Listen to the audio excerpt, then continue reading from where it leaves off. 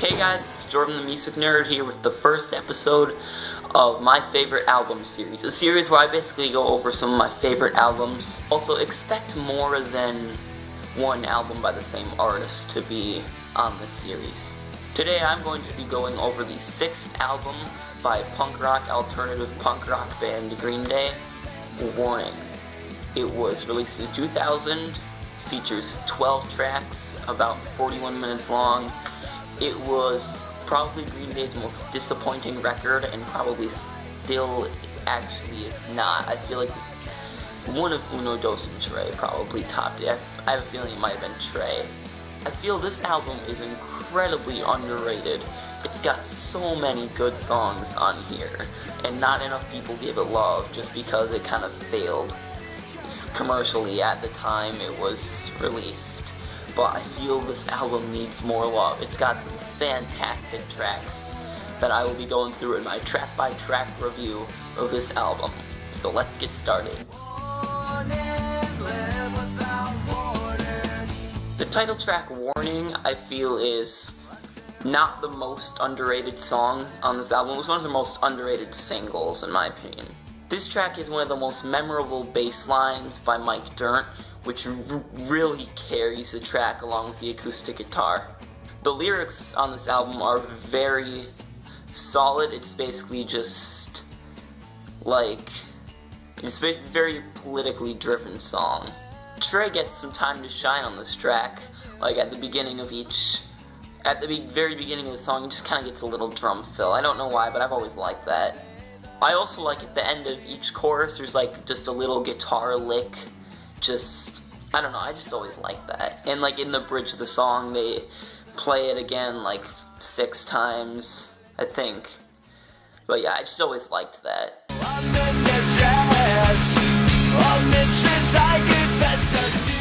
The next song, Blood, Sex, and Booze, I feel is probably the most underrated Green Day song you will ever hear.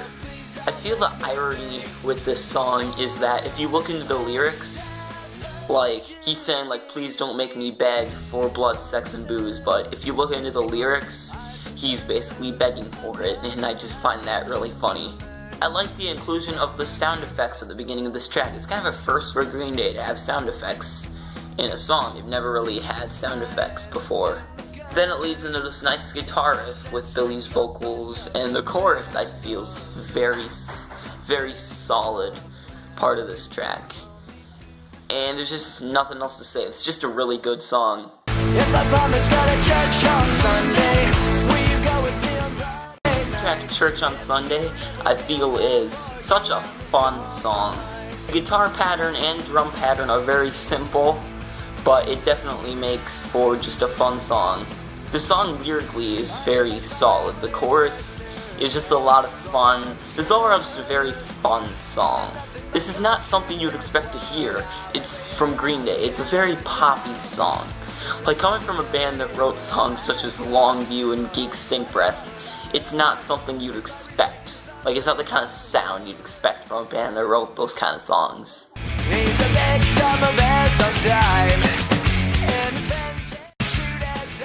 I love this song. This is one of my favorite Green Day songs, Fashion Victim. The opening guitar riff is just sounds cool, I guess. And the song lyrically is very interesting.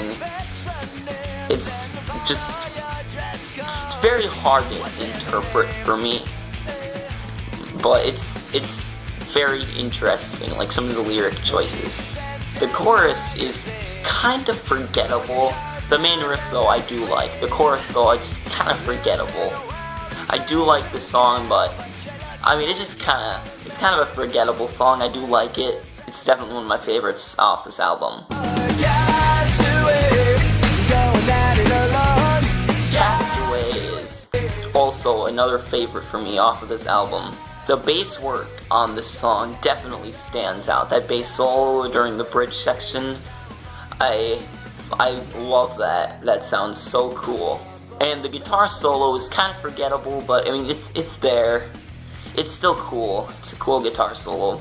The riff is one of Green Day's most underrated riffs. It's such a catchy riff. This song is also quite an underrated song, but the riff is just incredible, and I think more people need to hear this song. The song lyrically is just about like a guy just going on his own, just being a castaway, being cast away, basically. I feel this song needs more love.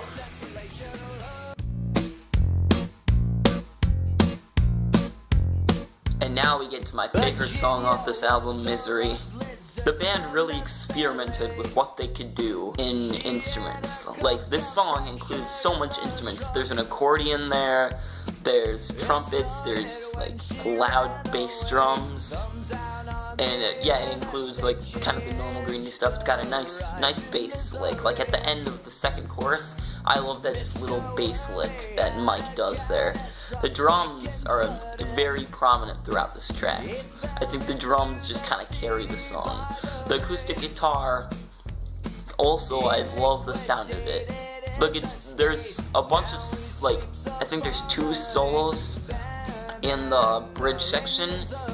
I think it's a piano tuned to a certain sound is one of them, and then there's a guitar solo.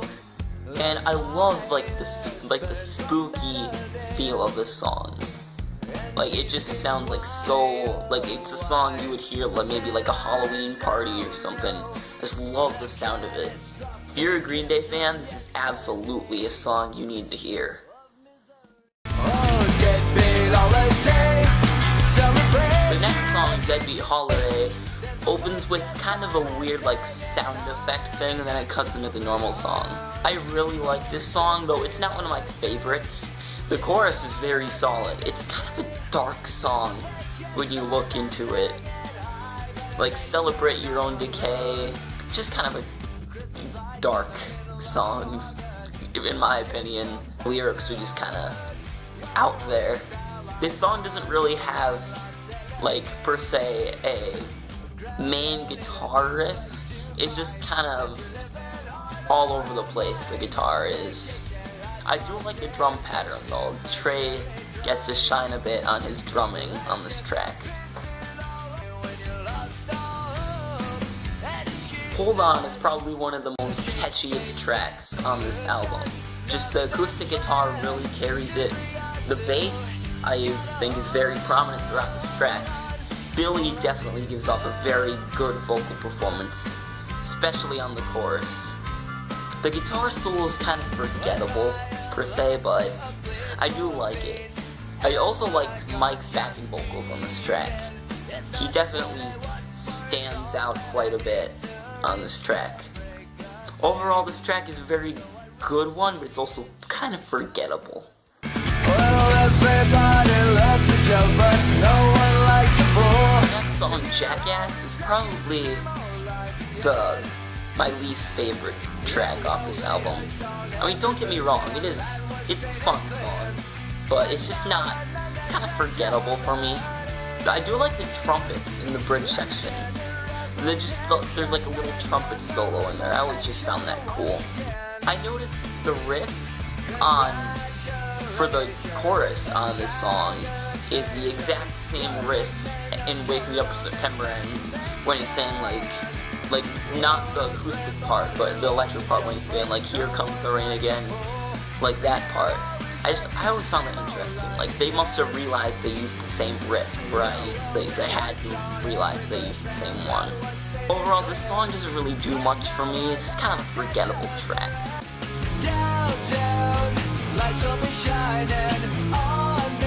Coming out of Jackass, we get to a better song than that, Waiting. This song is great.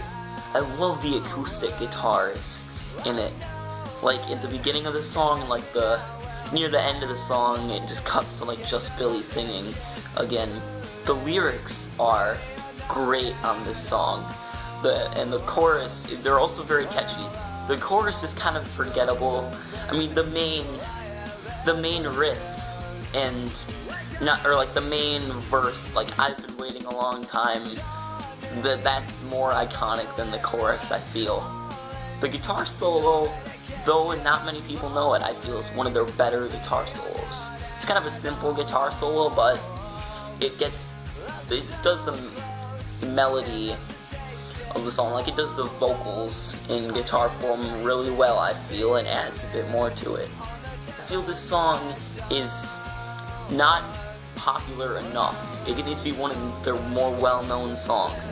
It's a single. It does get love, but it doesn't get enough love.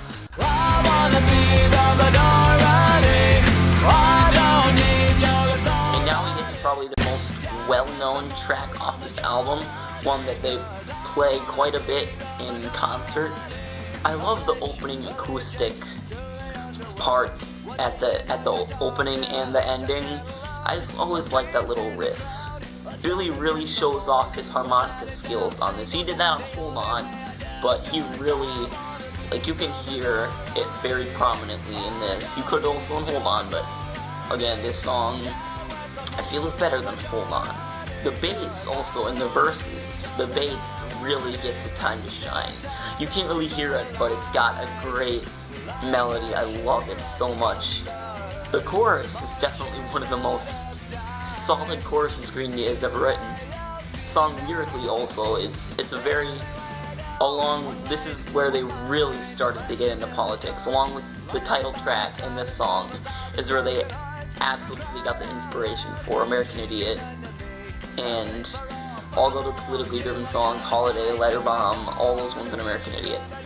I feel this song is not quite overrated, but it's absolutely not one of my favorite Green Day songs. Macy's Day Parade, the last track of the album, Macy's Day Parade, is probably one of their best closers next to What's Her Name and See the Light for me. I love the opening acoustic guitar, and then like the drum pedal just kind of kicks in. I love that little intro there. This song has like a haunting feel to it almost. Like it also kind of feels like a Christmas song at some points. Like it could be a Christmas song kind of. Near the bridge they kind of add, think of violin in there. Or no, it's not a violin, it's some kind of like piano, I think. But it could be considered a Christmas song near the bridge section because it sounds like one. The song, the lyrics are also very like haunting. Just if you look into it, they're just different than what you'd expect. This song is just completely different from what you'd expect from a band that wrote songs such as Burnout and like Stewart and the Avenue. Like they're completely different from what you'd expect. So overall, this album goes in so many different directions. Like each song could be its own album. Like it could each be its own album with that specific sound. Like every song has a different sound.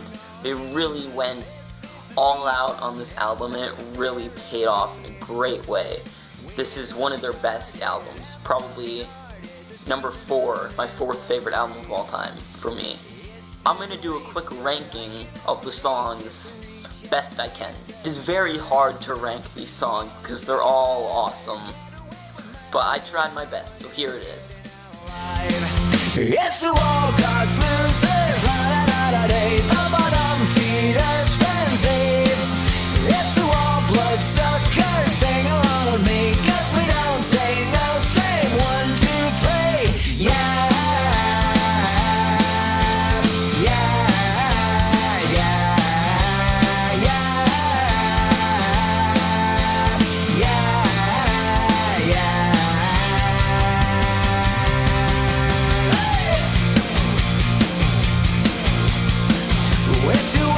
So I hope you guys enjoy this series. It's going to go in a lot of different directions with the bands and stuff. Remember to like and subscribe and comment below your favorite song off of this album.